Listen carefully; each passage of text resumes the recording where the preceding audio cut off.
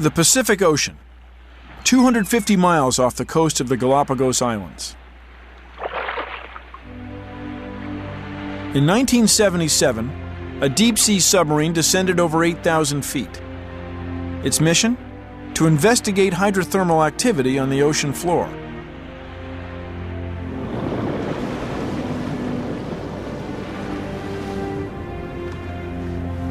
Marine explorer Robert Ballard was aboard. He detected a dramatic change in the ocean's temperature.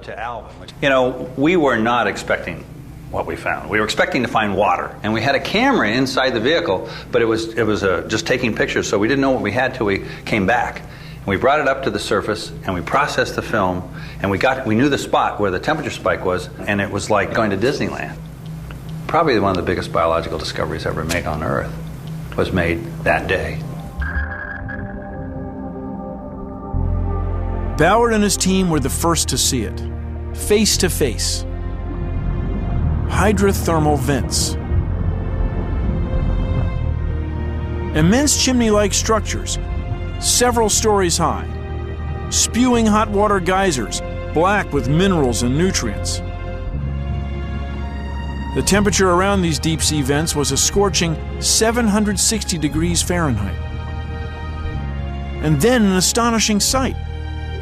Life, thriving without sunlight, a biological community never seen before. An exotic garden of marine life, species without eyes, others resembling Triassic-era fossils, over 200 million years old.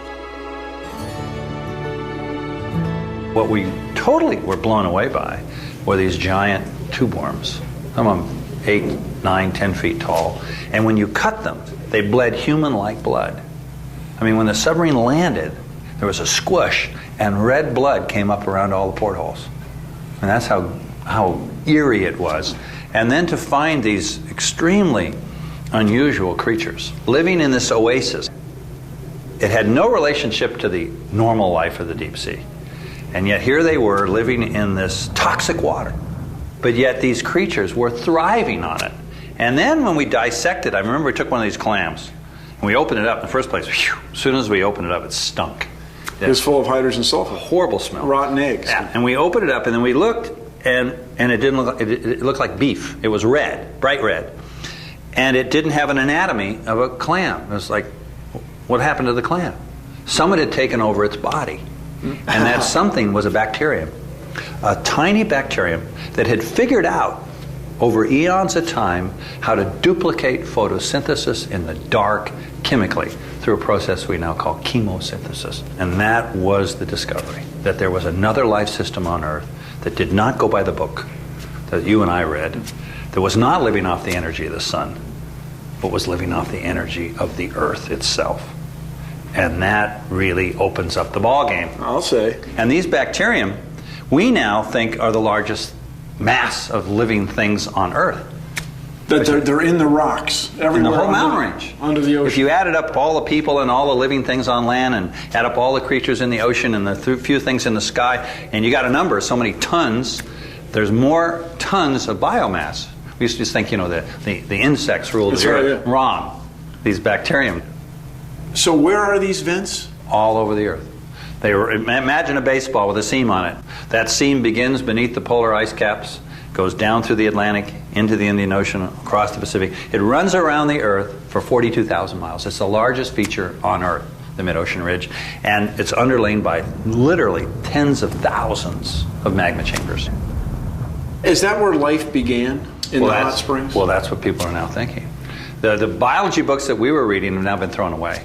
Yeah. And they're writing new ones. Everything, you had to be on the surface. That's right. And you had this soup and the lightning bolt hit it and you formed all sorts of amino acids and things like that. But now what we think is that the hydrothermal vents may have been the site of life on Earth. It's also given us a new prospecting tool for searching for it elsewhere with our own solar system. We're now looking at a moon of Jupiter called Europa, which we think has an ocean. We think it has underwater volcanoes, and there should be life down there. The question is, how smart are their clams? Did hydrothermal vents give birth to the first primitive microbes on Earth? Perhaps. But one thing is certain. Their discovery challenged long-held beliefs about the conditions necessary for creating life. And once life happened, there was no stopping it.